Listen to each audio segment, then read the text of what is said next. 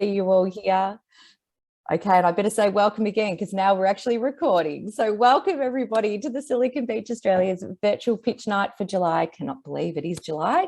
My name is Karen Finch and I'm going to be your MC tonight.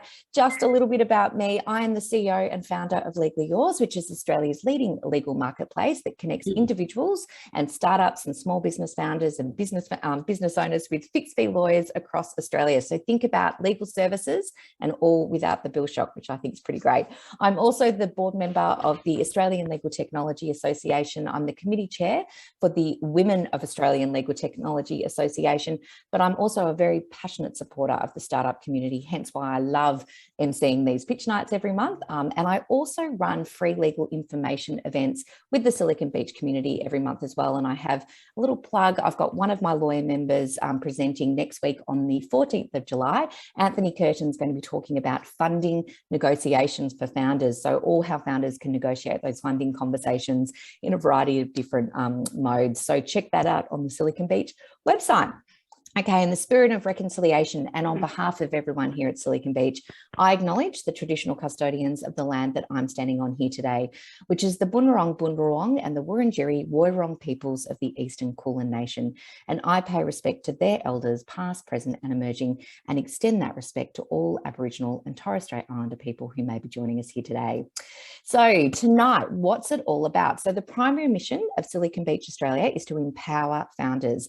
And as such, our vision is to create an environment where founders can feel supported, educated and empowered to fulfill their startup vision and values. So tonight is all about providing a platform for founders and startup owners to feel supported, comfortable, open and connected.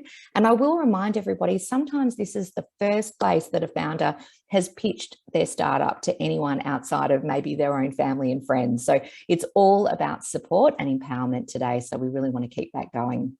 A little bit of housekeeping for tonight. You will notice that we are recording, so if you don't want to have your image shown, you can turn off your camera. Please mute your audio unless, of course, you're pitching, because we just want to keep that noise down. And we really encourage the audience to use the chat and introduce yourself. Ask questions of the pitchers. I always direct the pitchers to check out the chat after they've pitched. So really it's all about community. It's all about connection. If you've got any ideas, suggestions, feedback, please make sure that you pop that in the chat. And finally, we're going to take a little photo. So I know I told you to turn off your cameras, but if you'd like to be seen, I'm going to take a photo. You can make it funny, or you can, however you'd like to do it. All right. So 3, 2, 1. Everyone say, hey. Oh, I don't know how that worked. Anyway, I probably look completely maniacal, but thank you everybody for indulging me with that. All right, now I'm going to hand us over to David Hauser, who is the leader of the Silicon Beach Australia group, to tell us a little bit about sponsors and supporters. Over to you, David. Thank you so much, Karen, and welcome to everyone from my end as well. It's already July again, time is flying. Yeah, we have exciting things coming up in the near future. Thanks to the support of our partners and sponsors. Legally Yours, Karen Finch is with us now for 2 years, 2+ years supporting us. We have Heasley Lawyers, our director, who is supporting us. CFO Legal, Propel Innovation, Think Innovation, the Carrot Cake Studio, who is doing our website for us, the Algorand Foundation, who is supporting us, and many, many more. And nothing of all of that, what we're doing here, would be possible without the support of our community members who are supporting us, and also our sponsors who are making sure that we can run this community on a sustainable base. So please feel free to reach out at any time to me if you would like to get involved. That would be amazing. A little bit what's coming up in the near future. Some of you have already pitched at a live event with us. That was back in April. And I have exciting news that we will have another live pitch night here in Melbourne at Melbourne Connect early September. So if you're pitching tonight and you have not created your online profile on our website yet, please do it. That's a requirement to be eligible to join the live event. So please jump onto the website after the event and register your startup there. And we also would like to invite you to join our Slack channel, where you can stay in touch with the founders and keep asking questions when the event is over. But that's it from my end, I guess, for today.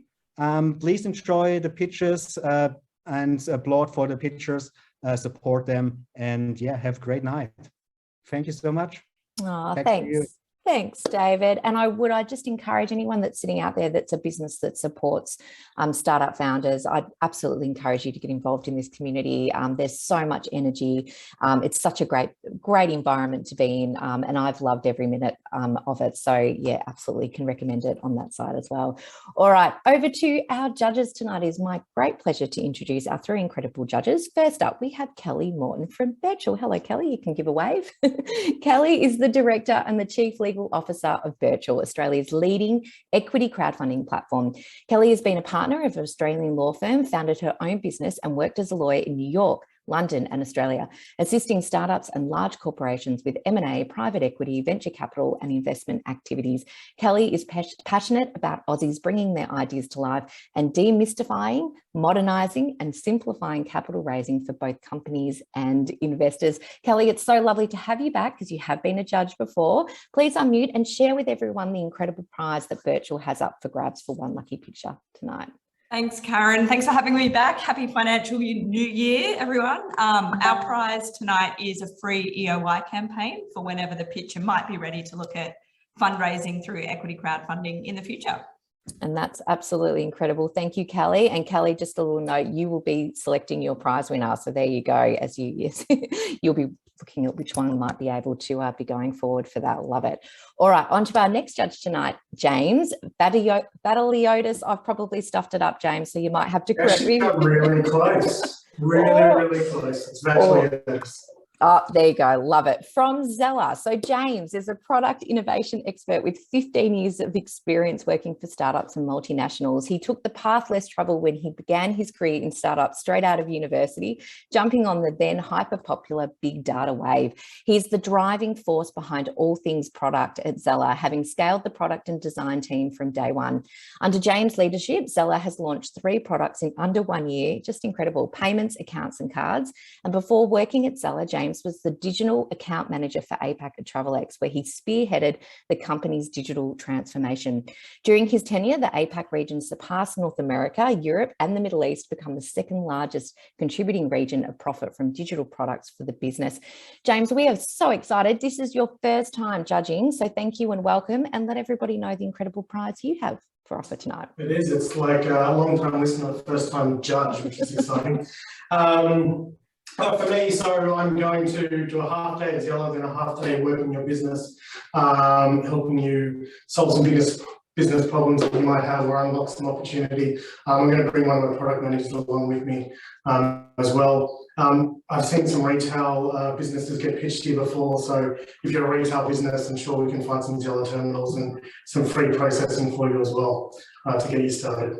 Oh, just incredible. Well, so pleased that you're on the judging panel tonight. Thank you for that incredible prize, James. And last but not least, we have Jack Clayfield from Graduate Heroes. Give a wave. Jack has spent the last 12 years supporting small business owners with B2B customer acquisition and university graduates start their career through professional internships and work placement programs. Drawing upon his own successes and failures as a job seeker and entrepreneur, Jack is passionate about ongoing personal development and working with individuals who are ready to make and implement change in their careers, lives, and businesses. A graduate of human resources from Homespan Institute, Jack helps his customers and clients focus on clarity, step-by-step planning, and a resourceful approach to lifelong learning to build a life that they can be proud of. Jack is a current founder of an education startup, Graduate Hero, and a small business mentor specialising in strategic partnerships and early customer acquisition for the Australian startup community. Jack currently resides in Bairnsdale, which is located in Gippsland, and I have actually been there, and you've got a great pub where he lives with his wife for 4 years. Jack, say hello, unmute, and share with everyone your incredible prize for tonight. Hi everyone, and thank you, David and Karen, for having me along. I'm really excited to be here, and I really like to offer one of the businesses from tonight's consultation to help with that early customer, acquire their early customer or early partner. Because I know how important that is to confidence and self-esteem and staying in the game. So can't wait to give some mentoring and consultation to one of the businesses from tonight.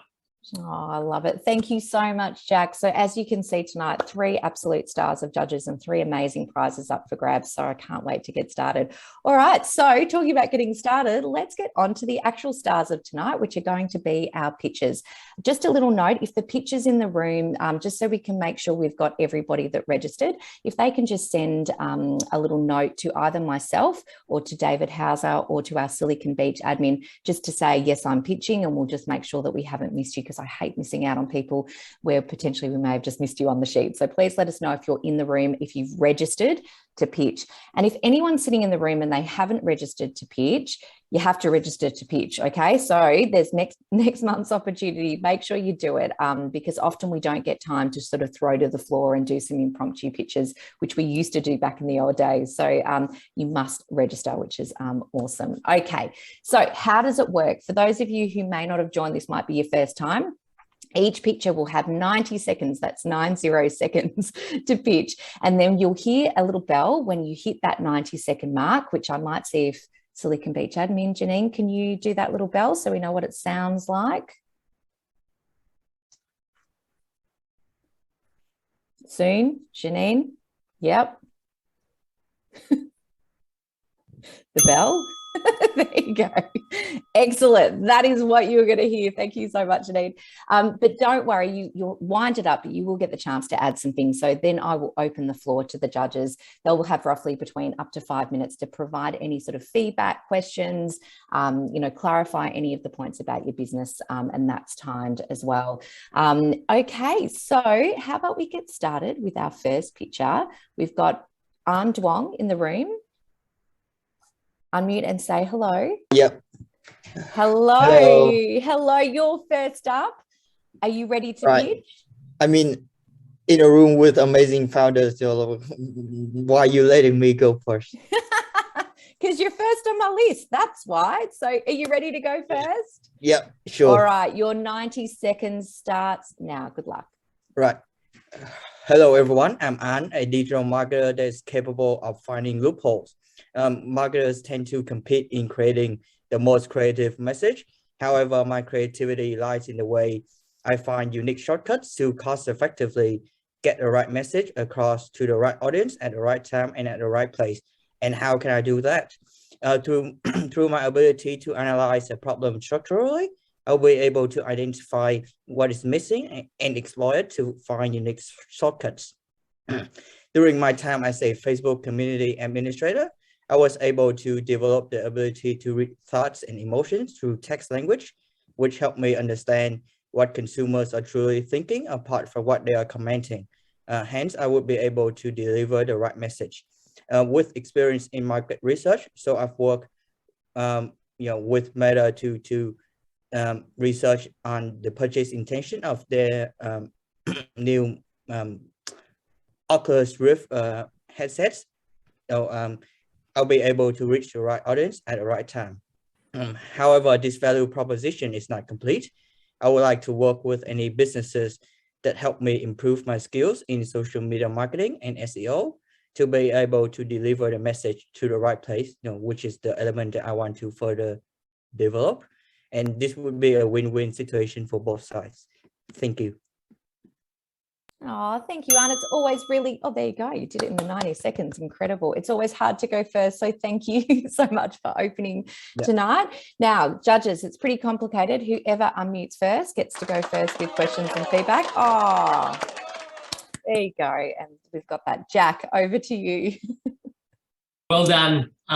It is, as Karen said, it's really difficult to go forward. I can hear the problem that you're solving, and I heard your ask. But am I right in saying it's business owners that you're trying to help with community engagement? Is that your target audience? I'm trying to help, anything particular in social media and SEO is where I work at. Excellent. I would maybe mention business owners and or influencers that are looking to increase their community engagement. So it's clear who you're trying to help, maybe small business owners and influencers. But that was excellent. Well done. Yeah. Thank you. Thank you, James. Over to you for a comment. A pitch finishing perfectly on time is always a good start. When you're pitching, is it technology that you're pitching? You found a way to gather sentiment through some technology, or it's my working method. It's my focus, right? So marketers tend to focus on finding the creative message, but outputting my effort into finding the shortcuts and the most cost-effective approach. Okay, great. And Kelly, for you for final comments. Great pitch, Anne. I always really like hearing the story, so understanding, what the problem was to where you are now. Do you work on your own, or do you have people with you as well? And do you focus on any particular social media platforms? Could you repeat the question? Yeah, sorry. Do you work, are your services just you? Do you provide them, or do you have a team that you work with? All right. So David, given me this opportunity to actually be here and pitch to get a job. Great. It's not a startup. So yep. Amazing. Excellent. Great. Thank you, judges. And you can sit back and relax. Well done. Congratulations on your pitch, and congratulations for going first. So if anyone has any further additional questions, I think we've put Arne's details in the chat as well. Please reach out and please do all that lovely sort of support and confirmation. But we will head over to our next picture for tonight. I have Jennifer. Jennifer, would you like to say hello? Hi, Jennifer. Can you hear me? We certainly can hear you. Welcome. Are you ready? Are you ready to pitch? Yeah, as ready as I'll ever be. Oh, I love it. Don't be nervous. Your pitching time starts now. Off you go. Thank you. Hi, I'm Jennifer Belsar from New Sound Technologies. Few people realise that the stereo system you have in your home now is actually very old technology, the equivalent of a black and white TV. The invention and creation of the Y4 right here in Melbourne is the world's first major audio breakthrough since the 1980s. The Y4 has multiple patented brand new technologies that make it the world's best sound system. Number one, the Involve encoder decoder. The Y4 amplifier receives sound files from any format and converts them to multi-channel surround sound, even if they were recorded in stereo. Listening to your favourite songs or movies on the Y4 will give you a similar experience as listening to them live.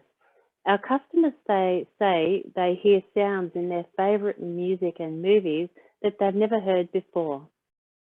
Number two, sweet spot technology. The Y4 creates a wide holographic audio image so that every person in the room is now in the sweet spot, having the full sound experience, not just the person in the centre. And number three, electrostatic speakers.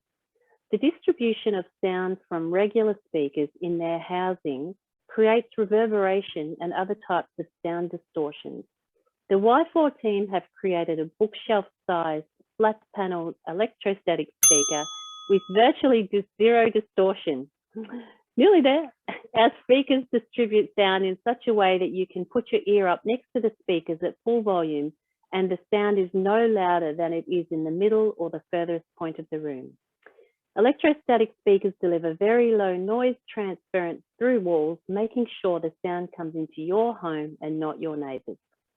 The Y4 promises to make your house the best venue in town for movies, sporting events, and music. And we're looking for Australia-wide and worldwide distributors and customers, and anyone else. Oh, brilliant. Thank you so much. There you go. You've got. Thank you. Loving that applause. I'm loving that applause. Well done. All right, judges. Kelly, I might head to you first. Yeah, sure. Sign me up. I love music and sound. So this Awesome. is perfect. I'm interested to understand where you are in your growth journey. So I hear you're asking for distributors if you want to get your product out there. Are you selling yet? Is this brand new? Kind of let us know where you are in terms of traction. Yep. So it's brand new, created and invented in Melbourne. We launched about 6 weeks ago through an article that was done in the Australian newspaper, an editorial on the system, really favourably reviewed. and we've sold 8. So we're just babies right at the start.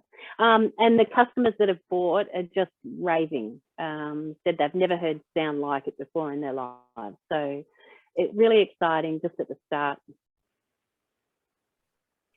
Oh, I love it. Great. Yeah, absolutely. James, you've been waiting very patiently. Over to you. I have. I'm an audiophile, tragic. And electrostatic speakers, my absolute favourite. So, and they're extremely hard to make, I've heard. So, congratulations. Where are you designing? Where are you manufacturing? Okay, so it's all done in Mentone. The warehouse is in Mentone. My business partner and I are based in Korumburra. But yeah, all out of Melbourne. And shipping worldwide as well? We are shipping, yes, it would just cost, we're shipping Australia-wide at this stage. The plan is to ship worldwide, but probably to send them bulk to retailers or distributors in other countries, as opposed to sending them out one at a time.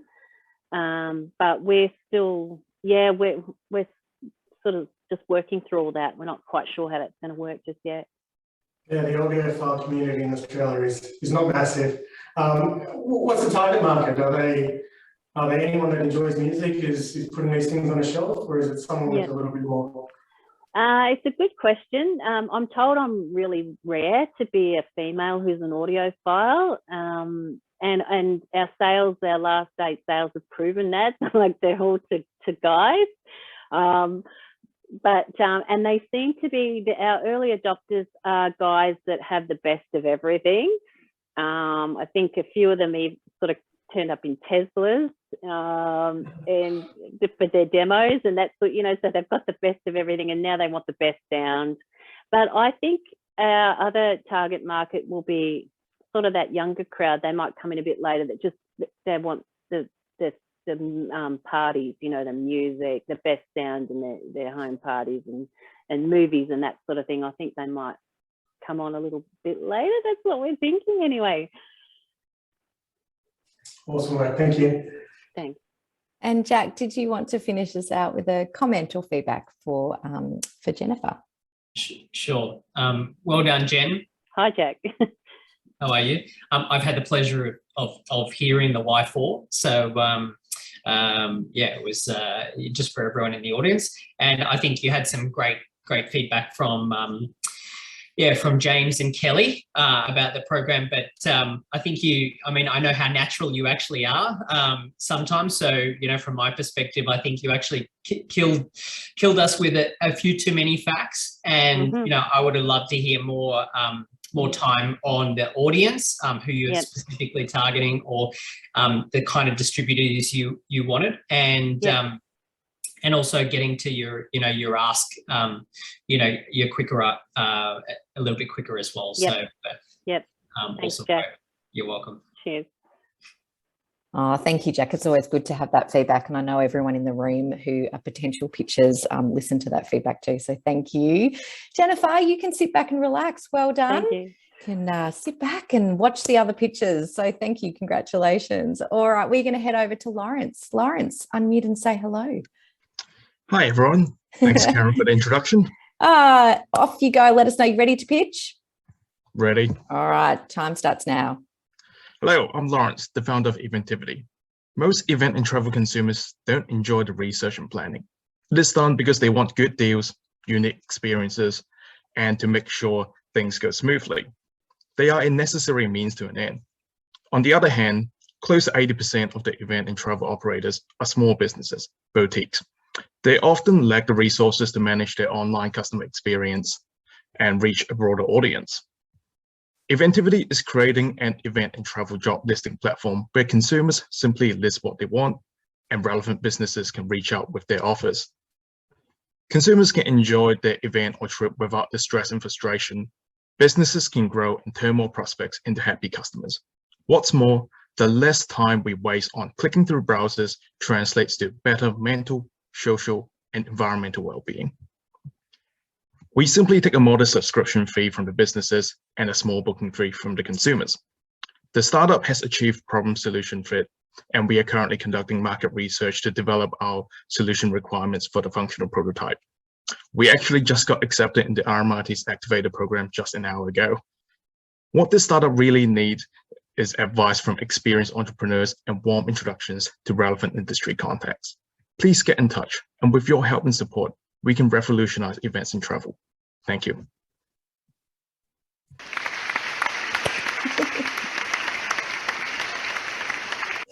Well done, and congratulations, Lawrence. That's amazing. Well done. Double excitement there. Love it. All right, judges. Jack, you've already unmuted. Over to you. Lawrence, I love the idea. You know, I always think about when I go out to a restaurant, like I hate to look at the menu and I just ask the waitress or waiter, like, what do you recommend? So I love this perspective rather than trying to fit into a package deal for an event or a company. Like, I put out what I want and people respond a bit like service seeking as well. So, and you covered all of the points, business idea, audience, problem solving, and the ask. So you nailed it. Yeah, really well done. Thanks, Jack. Thanks for the feedback. Oh, great feedback. James, over to you. Yeah, I just wanted to understand a little bit more about who you're targeting, and is it a premium experience that you're looking for people to ask questions about? Is it a full journey with multiple locations and accommodation and travel? And at the beginning of the life of the startup, I'll be targeting very specific groups within events and travel. So in the event sector, I'll be looking at smaller venues, and similarly in the events, in the travel sector, looking at smaller experience operators such as quad bikes or the kind of tree and zip line operators.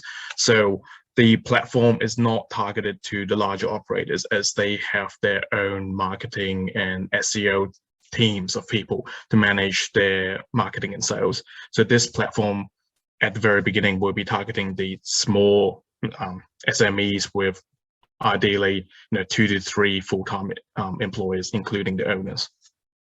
Yeah. And Australia, your first market that you're heading into? Yes, Australia will be the first market. At the very beginning, obviously Melbourne will be the location of choice, but with this marketplace model, it can scale very quickly into other locations and across the pond, as well as into Asia and other markets. Awesome, thank you. Thanks, James. Thanks, James. And Kelly, over to you to round us out. Yeah, great. I'd love to know a little bit more about, particularly in your ask, what would really help you at this point? Is there any particular skill sets or experience or consumers, what would really help you to take you to the next stage?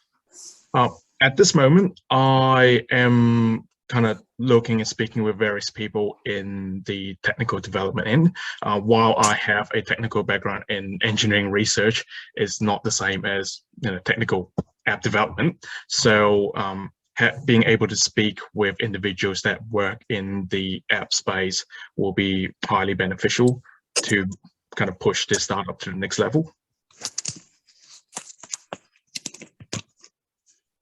That's great. Thank you. Kelly, anything? No, all good? No, great. Thanks. Thanks, everyone. Fantastic. Well, Lawrence, relax and take in the moment and celebrate your success of getting into the accelerator program. I love it. Andrew actually commented, what a great point to quickly throw in the pitch. And we're so pleased we can help celebrate that. That's awesome. Well done. So just sit back and relax. All right. Over to our next pictures. Katrina, or is it Katriona? I never know how. It's Katriona, but I go by Kat. Oh, Kat, there you go. Made my whole life a lot easier. Welcome. Now, are you pitching, or is this a duo pitch, or? I'll be pitching, but yeah, I'll introduce Anuj as well. Oh, fantastic. All right, you ready? Your pitching time starts now. Good luck. Awesome. Thank you. Hi, everyone. My name's Kat, and this is Anuj. We're the co-founders of Dose, and Dose is building a neo-travel platform, personalizing affordable and effortless getaways at scale. So how we're going to do it is by captivating customers with epic, low effort, personalized getaways and on-demand travel inspiration, and then delighting vendors by integrating their products into beautiful itineraries, helping them monetize what's already really exciting for them on the weekends, but also the off-peak, which we think is really compelling with the wave of digital nomads, entrepreneurs that can flex their work hours around taking nature breaks and holidays regularly. In terms of traction and where we are right now, we're part of the Antler VC cohorts, and we're actually pitching for pre-seed funding on Monday. So, you know, in terms of what we'd need, we'd love just excitement and support from you guys and from the community, but more importantly, would just love access to advisors in the travel industry who's got deep expertise on scaling a global travel business at scale. And yeah, that's it really. Get excited. We're launching an alpha at the end of September and hopefully going into a beta for 1,000 users at the end of December. Thank you.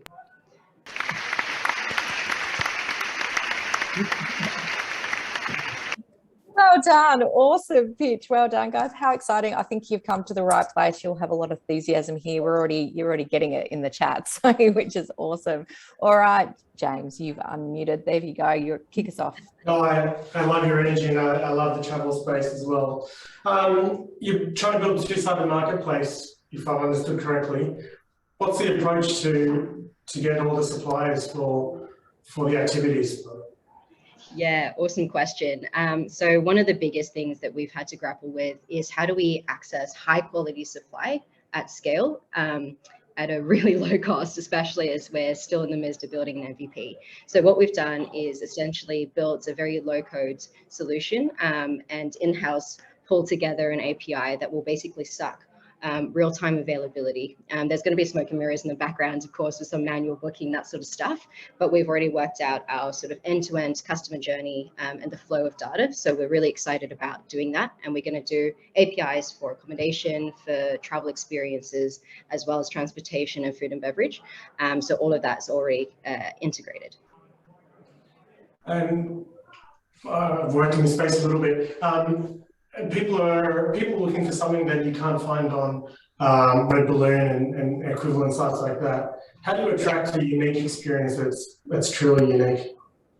Yeah, so that's where the kind of, when we said epic, low effort, personalized getaways, that's the piece. We're actually going to do the personalization and curation on top of bringing in and sucking in the data. So every itinerary and every getaway that we produce will be unique and you can't find it anywhere else. And the way we've plugged it together is going to be pretty cost competitive as well. So it's going to be really accessible to a whole host of different kinds of customers and the different ways that they travel. That's awesome. Good luck for your pitch next week. Thank you. Appreciate it. Oh, awesome. Thanks, James. Jack, you just beat Kelly. Kelly, got to get faster on that button. Over to you.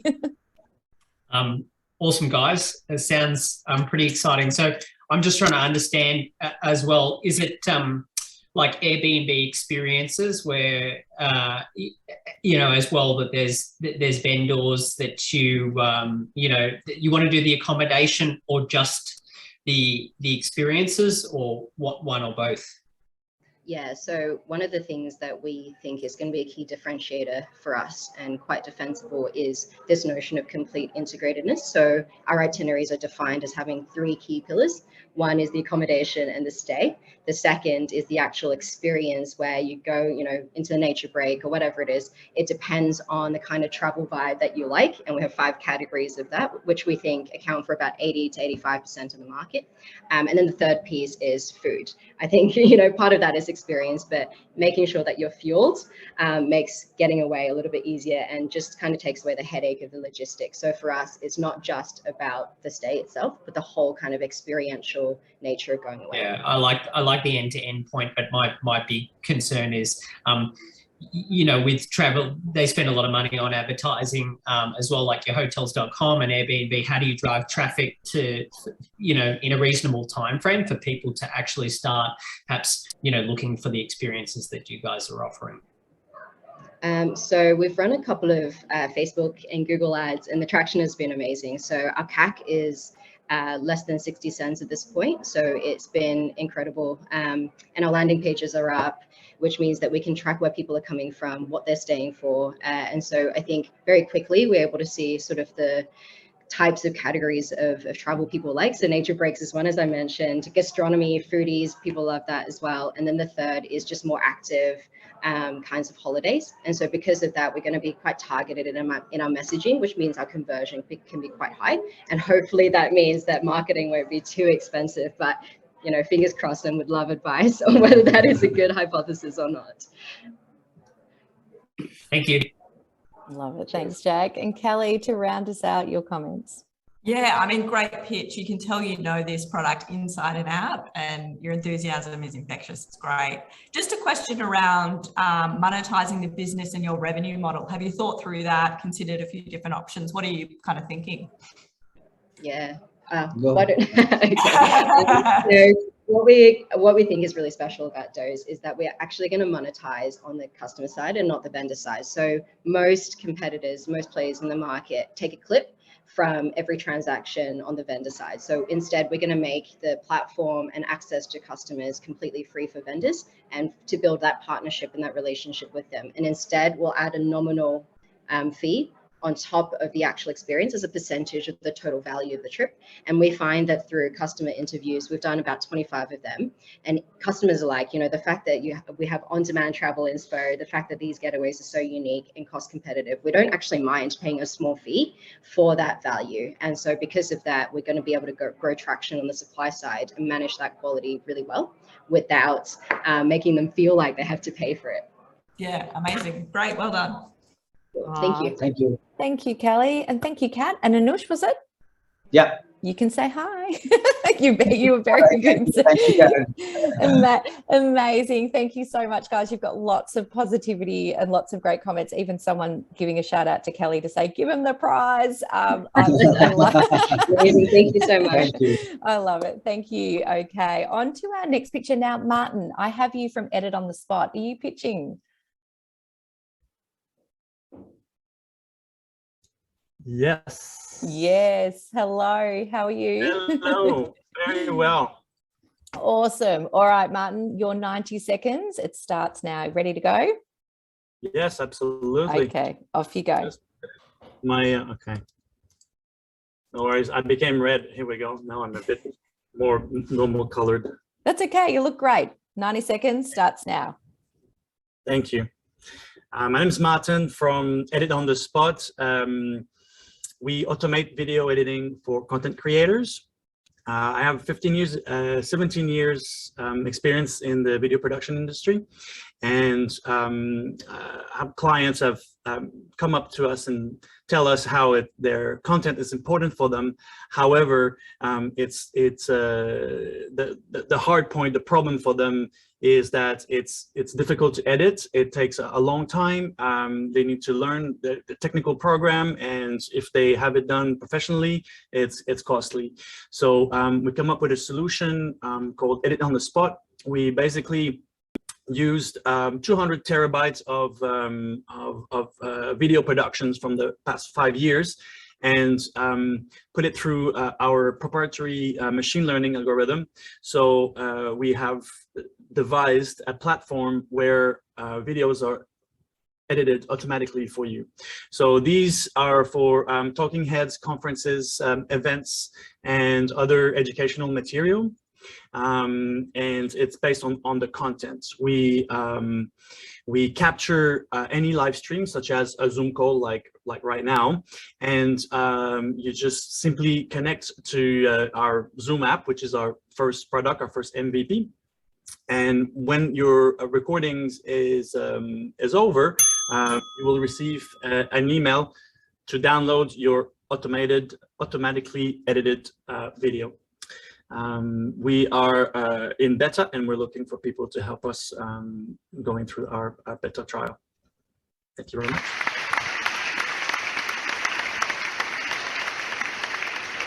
Well done, Martin. Congratulations. Great pitch. All right, over to our judges. Who would like to go first?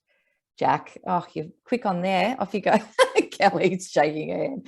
Off you go, Jack. You'll get me next time, Kelly. Hey, great pitch, Martin. Also, thumbs up for the background. A little bit of free advertising and marketing there. I love it. So well done. I think, yeah, like most small business owners, I can probably relate to yeah, this challenge of I was on Vimeo myself trying to edit my own video the other night, so I can completely relate. Just help me understand, who was your target audience, a particular type of business like small businesses or influencers? And the last part, the second part of the question was, how does the algorithm know what content to take out of the recordings and what to keep in there? Of course. Thank you so much, Jack. I appreciate the question. The answer to your first question is, well, yeah, we're targeting content creators, podcasters, small businesses that use Zoom, Teams, Google Meet to create content, and then to distribute it on social media. So our platform repurpose those interviews, this content delivered, whether it's conference or a presentation or a pitch like this. Actually, we're quite involved in the startup community, and just about every startup, VC or angel groups that see a lot of pitches, they want to use our service right away, because it would really help them to top and tail. That's the answer to your second question, to top and tail the video and extract, the good bits. We use NLP, natural language processing. So it's, as I said, content based, and we analyze the video to understand when the content starts and ends, as our first algorithm that we're putting on the market as our MVP, which is the top and tail algorithm. In the future, we will progress and develop other algorithms that, for example, create titles or summarize, reformat in different sizes, and allow us to have a little bit more editing license, into the software, basically. Hope it answers your question. Well done. Thank you. Fantastic. Kelly, over to you. Yeah, amazing. I think this would be an incredible time saver for people. I just wanted to double check your ask, because I think you got cut off at the end. Are you looking for users to help test in your beta trial, or? That's right. Yeah, amazing. Great. And in terms of revenue model, would you offer this on a subscription, or have you thought about how you'll kind of offer the service? Yes, it is on a monthly subscription with different tiers. So we have a free tier where you can use the top and tail, the algorithm, and edit your videos. But the video gets deleted after 30 days. If you subscribe at the lower price point, then you have the library available and other features such as transcription, captions, and things like that. And then we have also premium services where we do live editing of events and conferences, where we can literally, edit multiple formats, multiple clips while it's still recording. Awesome. Great. Thanks, Kelly. And James, over to you to round us out. Yeah, I'll just add that if you can crack this AI algorithm to edit a video, it's going to be a very popular application. So I'm also here to do some beta testing. Send it over. Let's do it.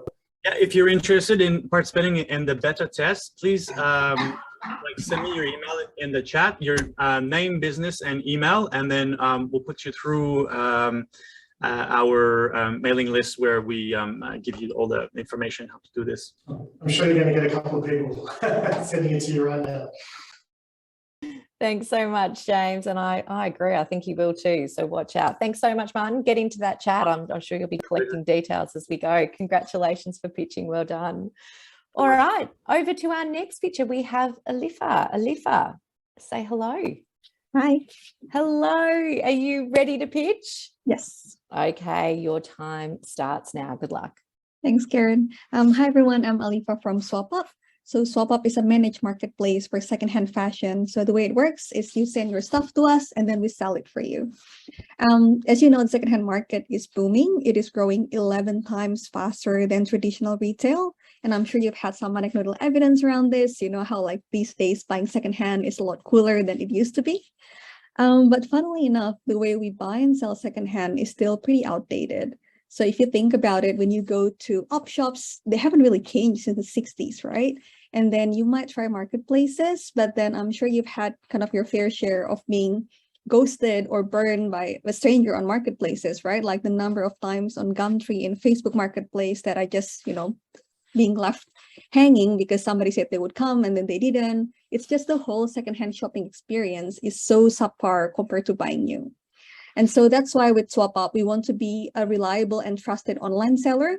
Our goal is to become the household name for direct-to-consumer secondhand. So this means when you want something, you just look at our website, click it, get it delivered, done, no fuss. And this is all going to be enabled by our logistics system. So we will have a very unique single SKU system. Basically, every single item in our warehouse will be unique, which is a very challenging technical question. And that's why we're looking for a technical co-founder. So a lot of the questions will be around automating the process. So, the moment an item arrives at our warehouse, how quickly can we list it and sell it on the website and find a potential buyer for it? So if you know somebody who might be interested in that, please let me know.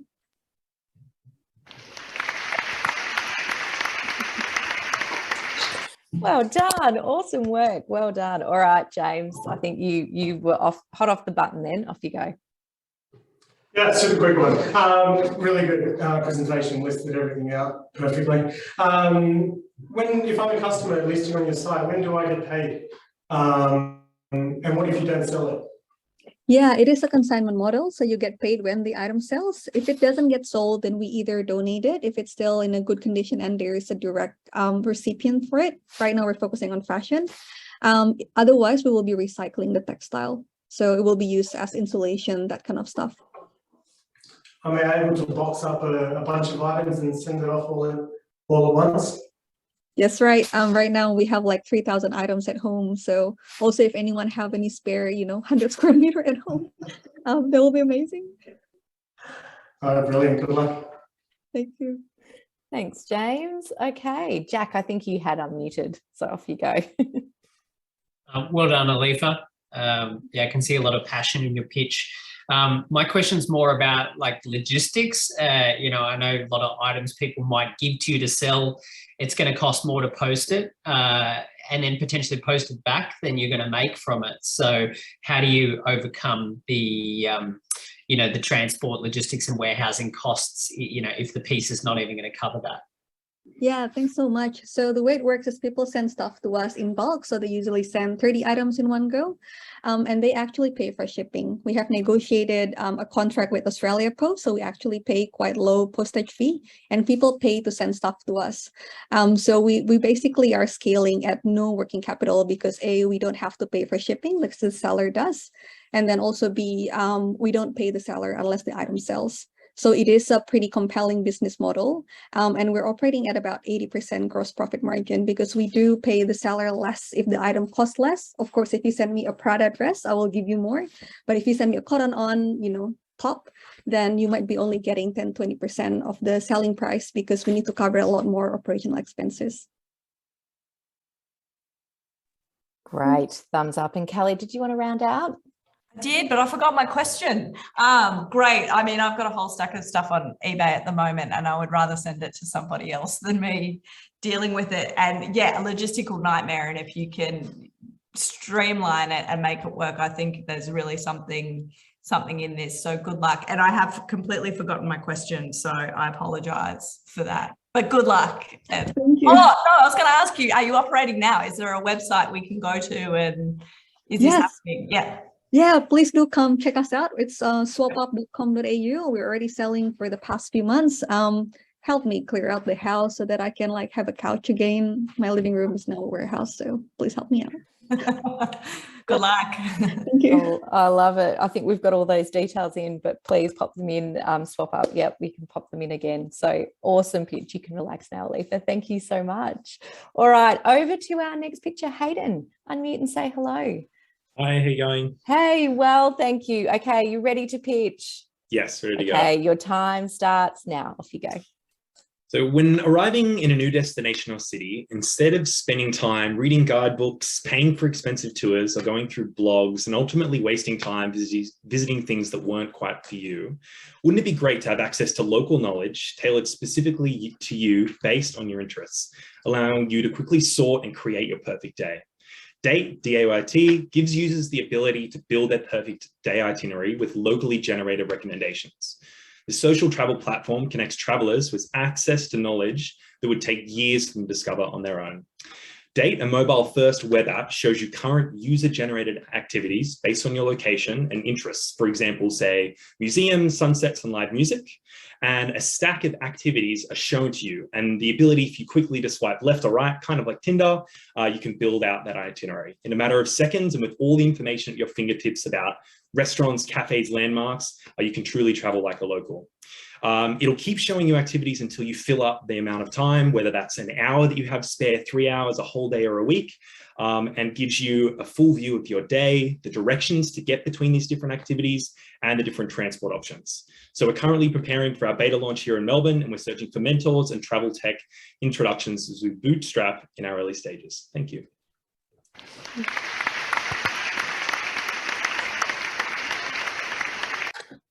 Well done, Hayden. I love that. It's addictive, that sound. And yeah, love it. Also, Fitch, well done. My husband needs this because he needs to take me on a good date.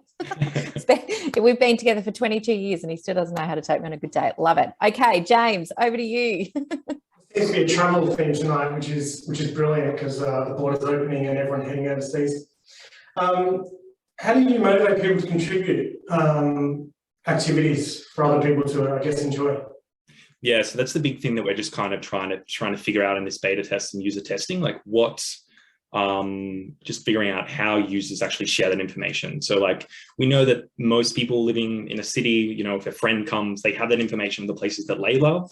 And we just want to incentivize that, maybe gamification or something to get people to share that information. And then that can be shared out to multiple people when they're selecting different things for like preferencing different things. Yeah, so that's part of the questions we're trying to answer. It's probably the big question. Double-sided marketplaces are always the tricky. Yeah, definitely. Thanks. No worries. Thanks, James. Kelly, over to you. Yeah, I mean, this is great. I went on a trip recently and I was using kind of Instagram hashtags to find places I wanted to go in the Gili Islands in Bali. So exactly that. I was looking at sunsets and then went to go see the sunset myself in real life. So I think that's great. I agree, like getting the user generated content will be a real key for you. I don't have a question, but I think it's great. So I think really good luck. And I just want to clarify. So in terms of the ask, do you need user generated contact now? People kind of beta testing, getting things on. I think you said mentors. You could just build that out for us.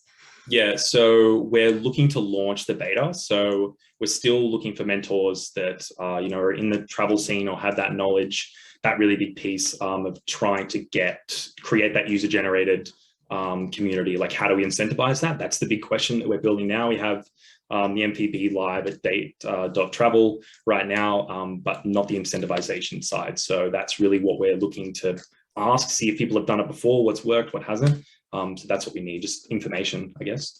Right. And would you use advertising as a way to monetize, or how do you think you'd make some cash out of it? Yeah, so I think the long term is, say you're a business, you would have like a business profile and you would create your activity for like your cafe, say Tourism Victoria, or say, a Melbourne theatre company. They would have a business account and they would be able to create their own activities. And within that, there's all the information. So there's links to buy ticketing. So there could be sort of stuff through there. But yeah, trying to get those early blocks in and then figure out the monetization afterwards. Yeah, great. Cool. Fantastic. Jack, over to you to round us out.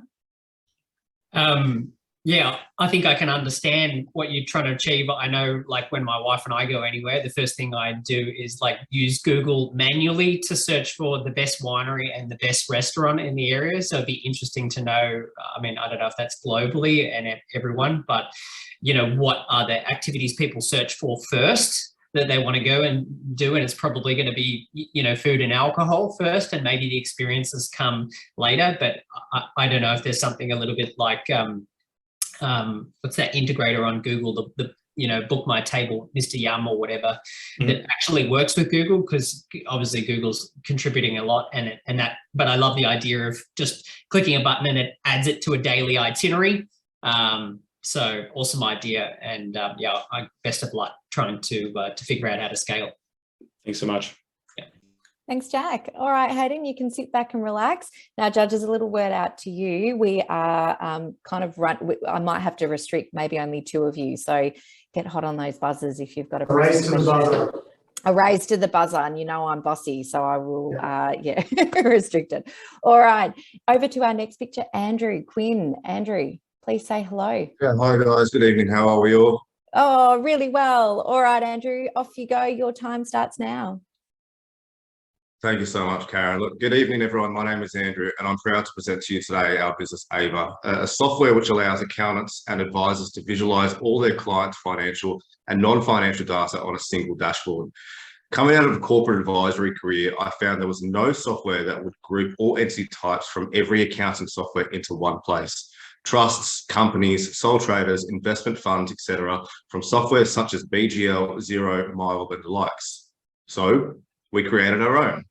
Ava is the first true software that allows accountants and advisors to view and compare all entity types from all software into one place. I must emphasize that we are the only software that integrates with BGL Corporation in this regard, a software company that dominates the market with 8,000 firms in a client base alone. On top of that, Ava is the only software that allows its users to group these entities into white-labeled, easy-to-read reports, no matter the entity, no matter the financial data source. Since launching with BGL in March, we've onboarded 100 plus firms with over 1,000 interested across Australia.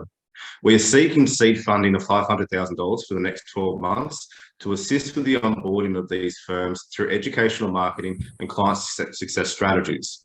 Our team is primarily based here in Australia, with some of us based in London. My name is Andrew, the company is Ava, and we are here to champion accountants and advisors. Well done. Awesome pitch. Oh, Jack, look at you go. All right, over to you for some feedback. Excellent pitch, Andrew, very clear. And I can, although I'm not an accountant and advisor, I can understand what you're trying to do. My only question is, what is the main reason that an accountant or financial advisor would want a snapshot of all of their clients on a dashboard? Like, how is it going to help them in their day-to-day business? Great question. As well, we may not know this, but insolvency has been on the rise up until the start of COVID, and that's the only reason why COVID put a dent in that, because there was a lot of leniency for small businesses to have a bit of a scapegoat and so forth. But coming out of COVID, we're about to see an avalanche of insolvency transactions take place. What our software can do is it does identify what companies are heading towards that traction. So the accountant can jump on board and say to that client, you're about to go down, let's do something now to avoid this happening. Awesome, that was the information I was looking for. Well done. Thanks, Jack. Kelly, over to you for final comments. Yeah, incredible. Well done. I can see the use in the product. Who's your perfect customer? Can you describe them for us? Is it just accountants, or can you give us a bit more detail about that? Primarily be accountants. Because of our integration with BGL, we're saving dramatic time for accountants who have clients with family groups. So if you've got perfect for any investment funds here, if you've got a group of entities who you look after, we can give you a snapshot of what that family group is doing at any one time.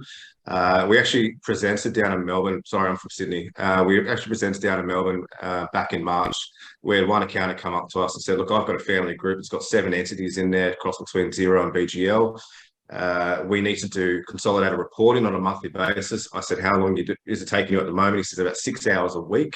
We uploaded it to our software. It took about 10 seconds.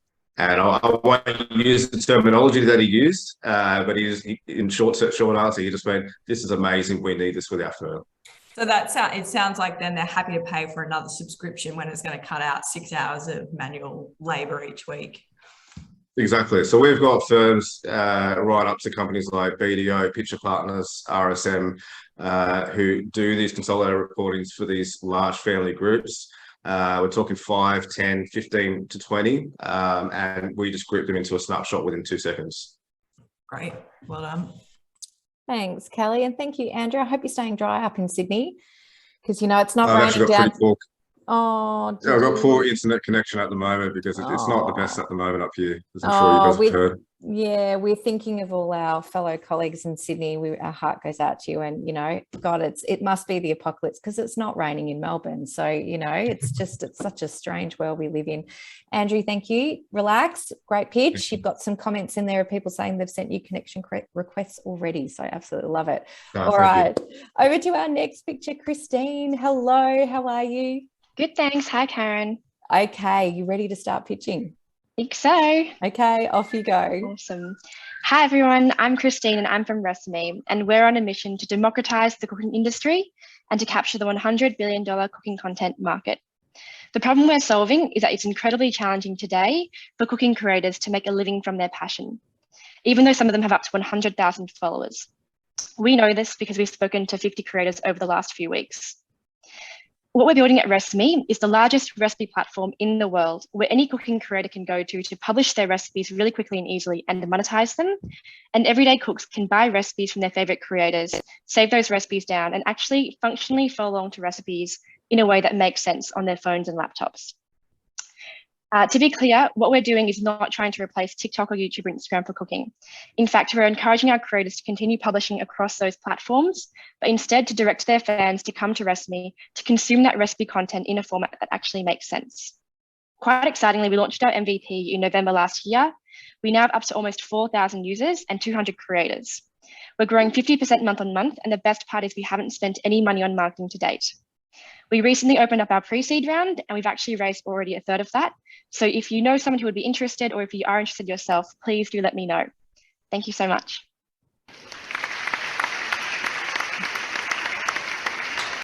Oh, congratulations. Great pitch. Christine, well done. James, over to you. And then I'll go to Jack.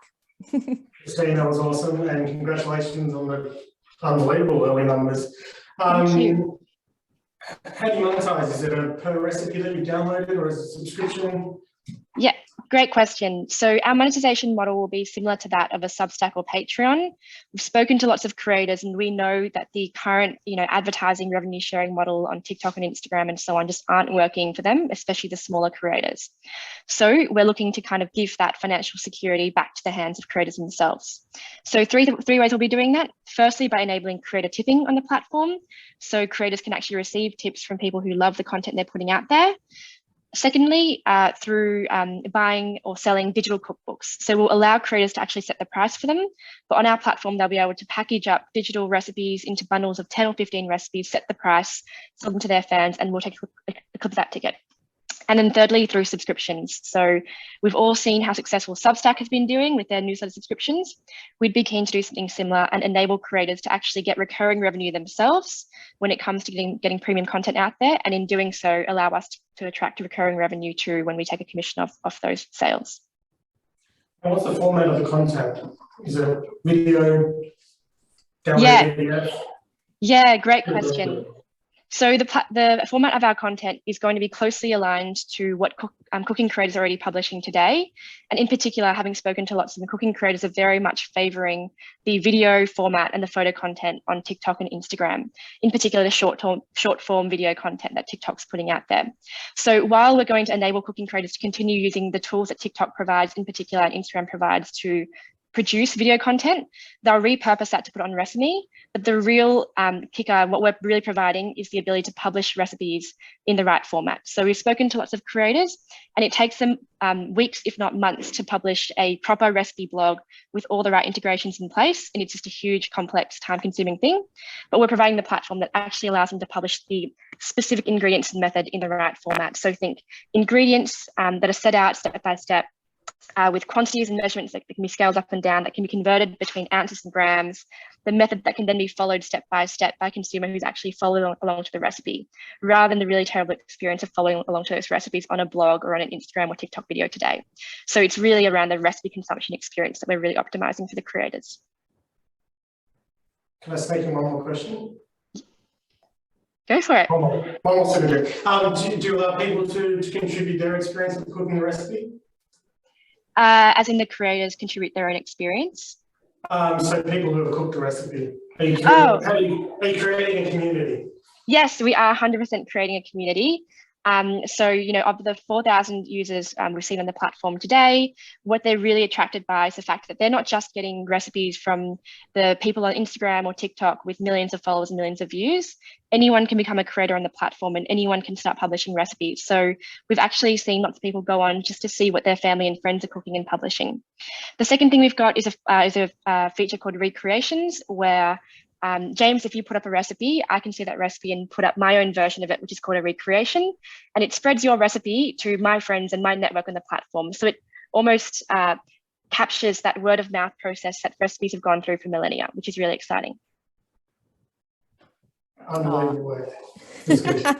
Love that smile, James. Thank you so much. Now we're probably going to move on to the next picture so you can relax, Christine. Thank you. Great answers and so excited. Thank you for joining us. Little sideline, I met Christine the other week at a dinner and I said, you've got to come and pitch. So well done. I'm so pleased that you did. Congratulations. Very happy to be here. All right, over to our next picture, Douglas. Douglas Donaldson, great name. Are you there? Oh, no. Oh, are you there, Douglas? Yeah. Oh, look at you. I can see you by your truck. All right, you ready to go? Yeah. All right, your 90 seconds starts now. Off you go, Douglas. Okay, picture's worth 1,000 words. I'll quickly open and shut the curtain.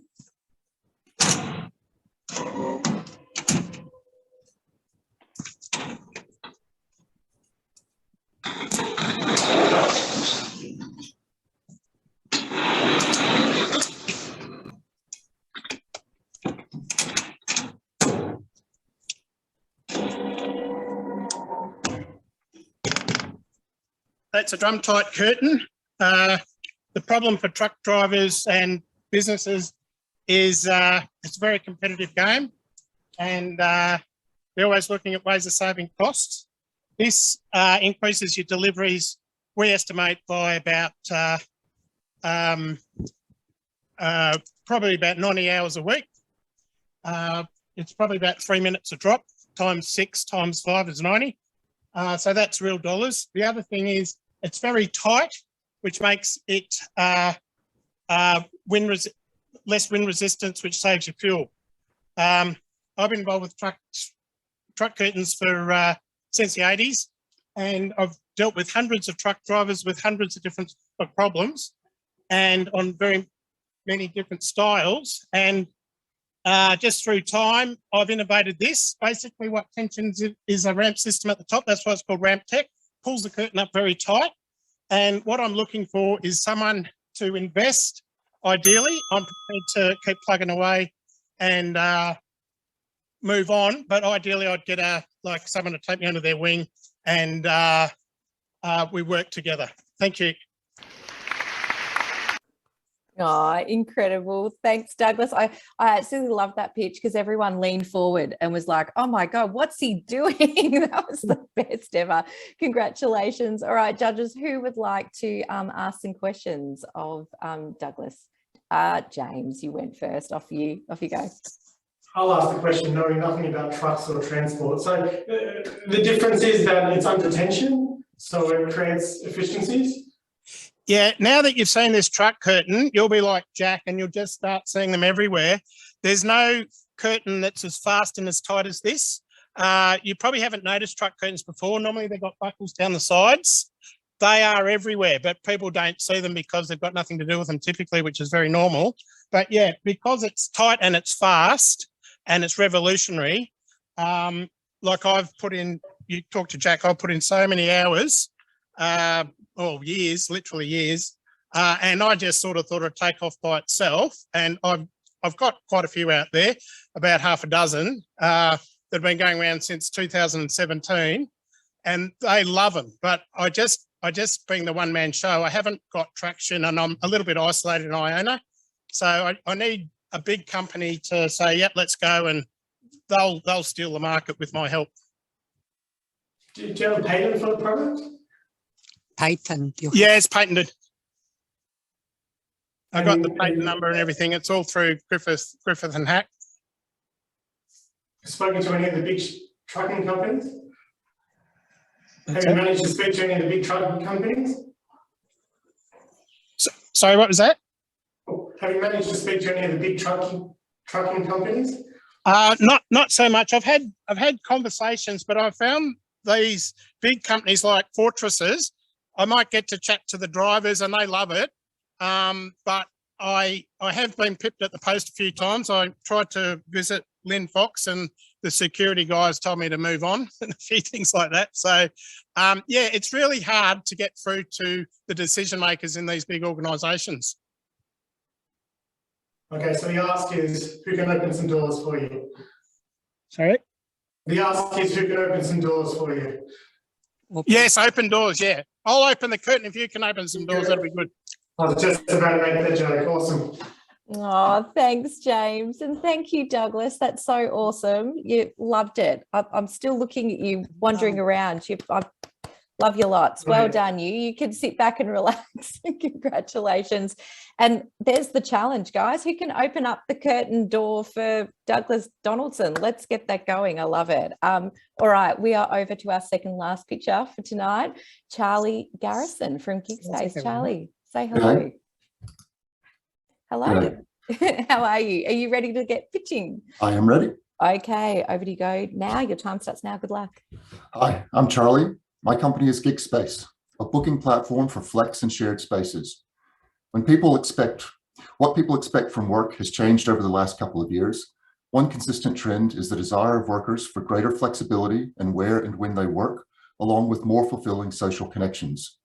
The traditional office with daily commute can't provide that, especially in light of the pandemic. Most current solutions are based on a rigid traditional leasing model, which doesn't provide instant access to availability, bookings, or basic info on other workers in that space, like their industry or their eagerness for social connections. It's no surprise that surveys show that 83% of workers prefer to work in an office near home, at least some of the time, over being fully remote. We are creating a platform that allows cross-supplier searching and filtering on a variety of criteria, from location and amenities to social events, peer comments and reviews, as well as ESG score, so workers can find their perfect space for each occasion. The recent increase in tree and sea change migration from cities means that regional Australia is underserved for flex and co-working spaces. Using existing relationships, GiGspace will initially onboard churches and councils as our suppliers and foster growth of new spaces via partner management agreements. The platform is strengthened by our team's industry experience with real estate CRMs, partner integrations, and customer-driven product development. We're looking for funding to complete the MVP. Thank you. Well done, Charlie. Well done. All right. I'm going to give Jack or Kelly a go here. Would one of you like to ask some questions? Who would like to get the ball rolling? Jack, over to you. Well done on your pitch, Charlie. I'm in Bairnsdale in regional Victoria, and I can officially say there is zero co-working space here. So, and I often hang out in the library when I want to feel like I'm part of a business community. So I can see the appeal definitely for regional, and given everyone wanting to probably work a little bit closer to home and the vast number of co-working spaces that are available, I know that they're going to be fighting for any way that they can bring more users or businesses into their space. So if you can help them earn money, that's great. So no particular comments at this stage, but I love what you're doing. Great, thank you. Oh, thanks, Jack. And Kelly, did you have any questions, or did you want to round out the comments for tonight? Yeah, I mean, great. Well done. I'm in a co-working space myself at the moment, so that's it's something I really enjoy.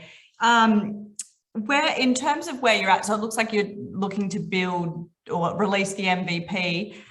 How much money do you need? What other, is it just funding do you need, or do you need some other tech resources, or what do you need to get to that MVP? We need to hire some more developers. Yep. The competition in this area is rapidly growing, so time is not on our favor, so we just need to move quickly. We have a strong team with a lot of technical experience already, but we just need to be able to move a bit faster, so we need another couple of developers. Past that, we're going to need some help with the marketing plan. Just exactly what we have a plan, but we need someone to tell us how to implement it. Yeah, great. Good luck. Thank you. Oh, thanks, Kelly, and thanks, Charlie. And you can relax now. Now, I did have someone down as the last pitcher, but I'm not quite sure if they're ready to pitch or not. I've just been messaging them. So, Bala, if you did want to pitch, you can unmute now. Otherwise, we might be able to conclude the pitches and get down to some of the judging. So, Bala, did you want to pitch? No pressure. Yes, I want to pitch. I'll do it now. Oh, incredible. Absolutely. Okay, so are you ready? Yes, I'm ready. Okay, your time starts now, Bala. Off you go. So, I'm Bala, founder of hourlystay.com, hourly-based hotel booking platform. Once I traveled to Bangalore around 8 years back, I booked a hotel. My requirement was only for 4 hours, but they charged me for the whole day. That is a system going on all over the world. Hotel industry is following their timing schedule from check-in to check-out.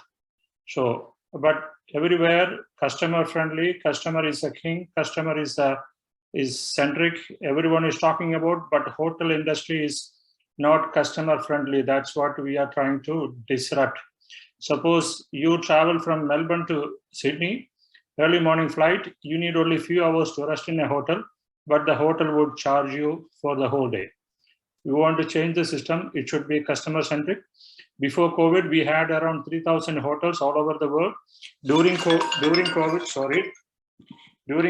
hotels got shut down. We lost our business. My investor pulled out his stake, and I'm out of money during COVID. I was out of money during COVID, and now we restarted with 300 hotels connected in India. But very less booking is happening because there is no support system available now.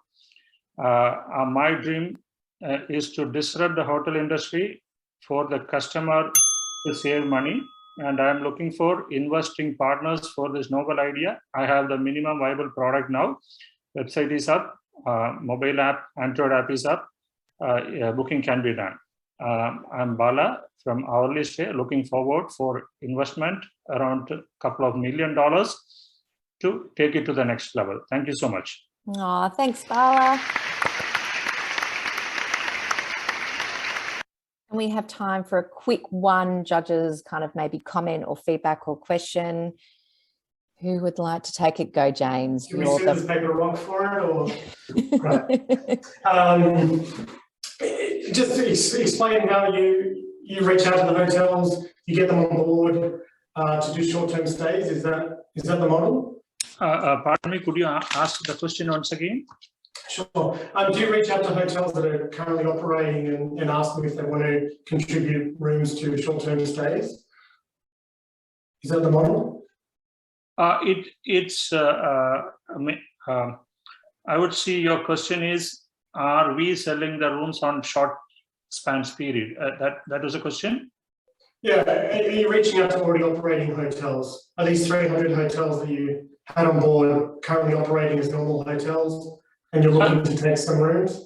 Yeah, there are plenty of hotels operating in this way independently, but there is no common platform right now. You look at airport hotels all over the world, airport hotels and hotels inside the airports running on this system on short span area, but there is no common platform. You cannot book short duration in booking.com or Agoda or any booking platform you take it, you can't book it. But certain websites are running for day use. There are dayuse.com, but for customer, never his schedules are linked with the hotel check-in, check-out. So here the customer has no option, he has to pay. So we have connected with the airport hotels first. We have connected with the low-end hotels like 2-star, no-star, 3-star hotels first. And eventually even 5-star hotels were connected with us. Now we have 4-star hotels in India. So the policy is 3 to 4 hours, hotels can release through us. Their early checkout, late check-in rooms also they can release through us. Empty rooms, they can multiply the occupancy through us. one room can be sent given to many customers in a day, 3-4 customers. So this is the only way hotels can make occupancy rate more than 100%. Hope I answered your question. No, you got it. Might finish up there. I had a couple more, but Karen, I think we run out of time. We have run out of time, but thank you so much, James. And thank you, Bala, for being our final pitcher tonight. And congratulations to absolutely everyone who pitched tonight. Just awesome effort. Well done. All right, we have got some speed networking now. So we're going to put everyone into some breakout rooms, and the judges and myself and David will quickly get to allocating some prizes. So stay with us because we will be doing the announcement of the prizes. And Douglas, if you're listening, pop your email address in. People want your email address, so pop it in the chat, and we'll be back soon. So see you later. So keep with me, judges. Keep with me. Hi, everyone. Welcome back. I hope you enjoyed that very, very speedy networking that we had for you. All right, let's get down to business. Kelly, I'm going to throw to you to announce the winner of the Birchal prize. Yeah, great pitches tonight, everyone. I'm always amazed at the ideas and the traction everyone's beavering away and working on. I know how hard it is to create something from nothing. So tonight our prize goes to Kat at Doe's. Great pitch. We'll be in touch. But if anyone else is really interested in crowdfunding as a way of raising capital or just want to know about it, give me a shout, and we'll always do a deal for those in Silicon Beach. So please don't be shy. Come and have a chat as well. Oh, congratulations and well done, Kat. If is Kat still there? I can't see. But congratulations. Yeah, there you are, Kat. Just to let the prize winners know how you will be, I will email introduce you to your judge. So look out for an email from karen.finch@legallyyours.com.au. If I head into your junk folder, look me up and take me out because I'll be introducing you. But congratulations to both of you. Well done. And thanks so much, Kelly. Cheers. Thank you. All right, Jack, I'm going to head over to you. Please unmute and let us know the lucky prize winner.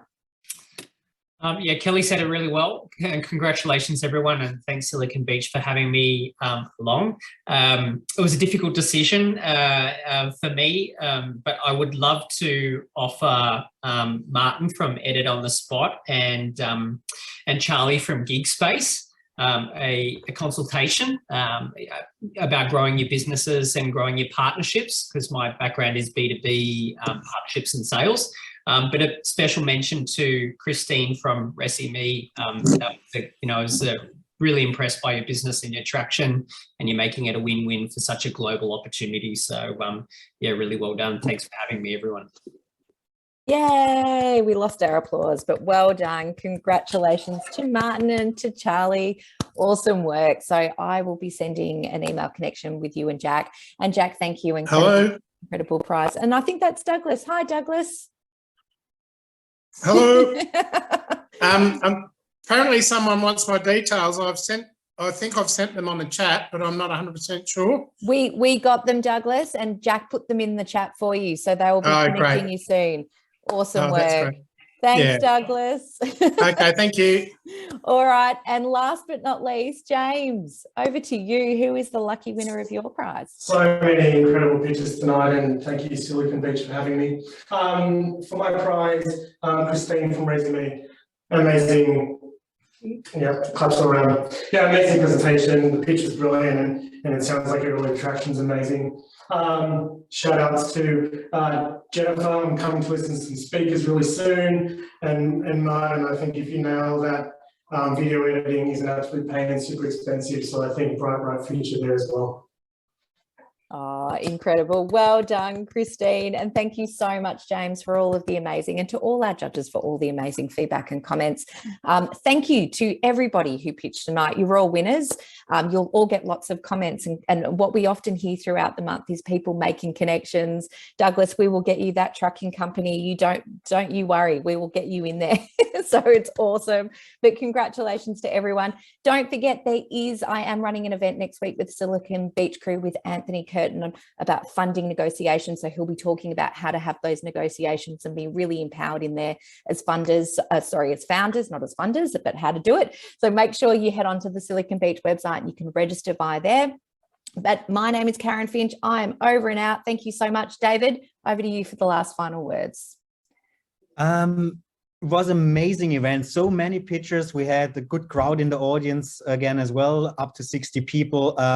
Great event. Thank you so much for all the great pictures, for putting yourself out there, especially if you haven't done it before. It can be quite daunting, but there is no better place for first-time founders to get out with their pitch than a Silicon Beach pitch night, and we're looking forward to see you all soon again and see you all thrive. Love it. Thanks, David. Good night, everyone. Have a